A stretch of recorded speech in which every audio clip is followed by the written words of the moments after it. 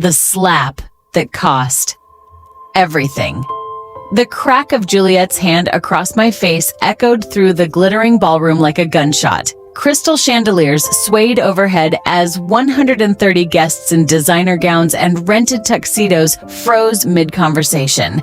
My 68-year-old body stumbled backward. My glasses flew off and shattered on the cold marble floor. A thin line of blood trickled from my split lip. On her own wedding day, my daughter-in-law had just made the biggest mistake of her life. "That's what you get for being so selfish!" Juliet screamed, her voice bouncing off the walls. Her flawless makeup couldn't hide the ugly rage twisting her features. "A woman your age doesn't need that huge apartment.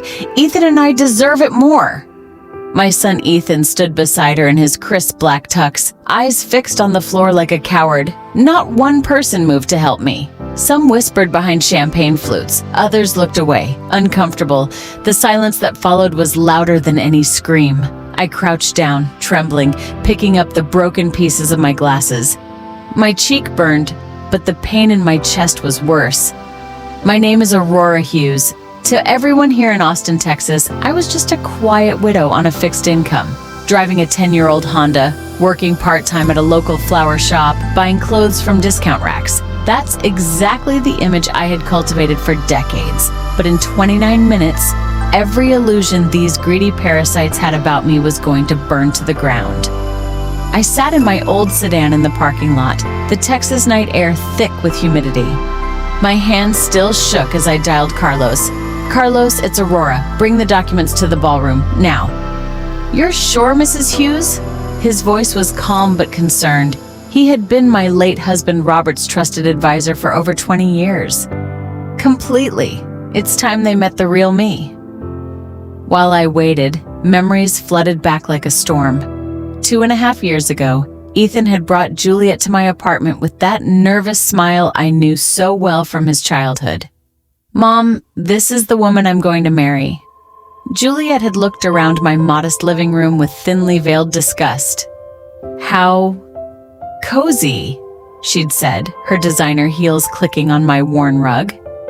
From that moment, the subtle digs began.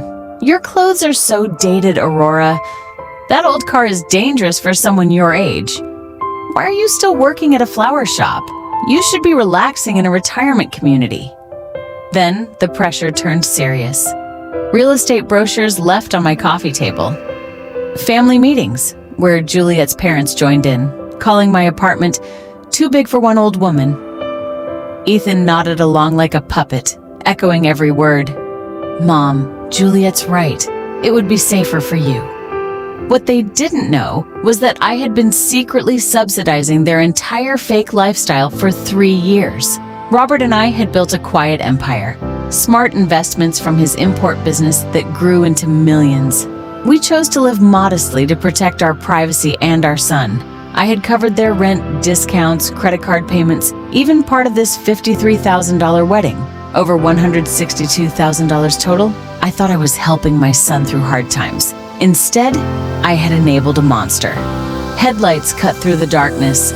Carlos arrived, sharp in a tailored suit, folder in hand. "Let's do this," I said, stepping out of the car with a strength I hadn't felt in years. The music died the second we re-entered the ballroom. All eyes turned. Juliet's smile vanished when she spotted Carlos, a man respected in Texas elite circles. "What the hell are you doing back here?" she snapped, smoothing her expensive white gown.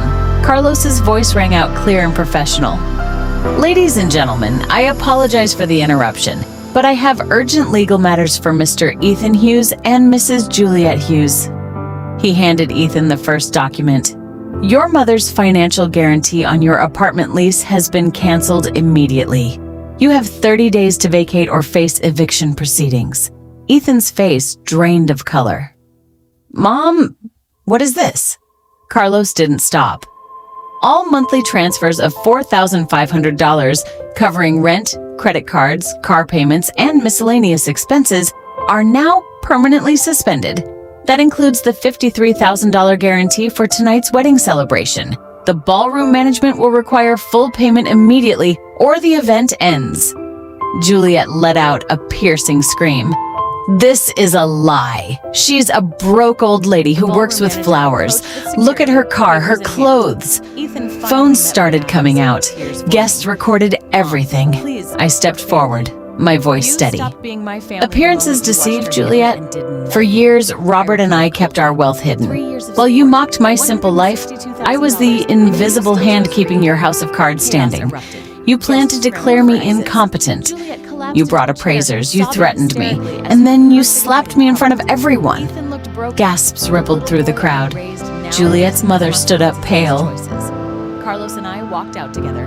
Behind us, the fairy tale had turned into a nightmare. 6 months later, bright studio lights shone down on me at American Voices, one of the country's biggest news magazines.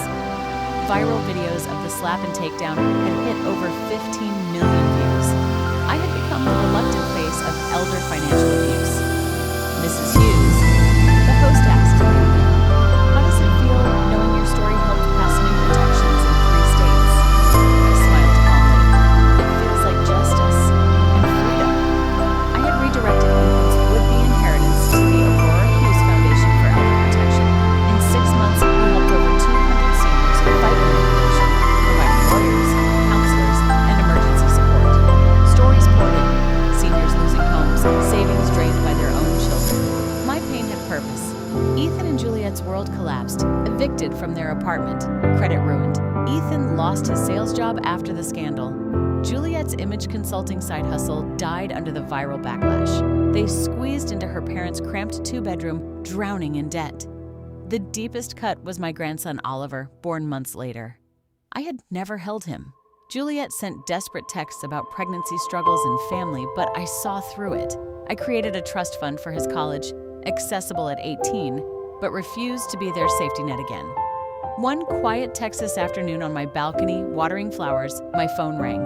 Unknown number. "Mom?" Ethan's voice cracked. "I saw the interview, Oliver. He asked about his grandma. Can we talk? Really talk this time." I closed my eyes, feeling the warm sun.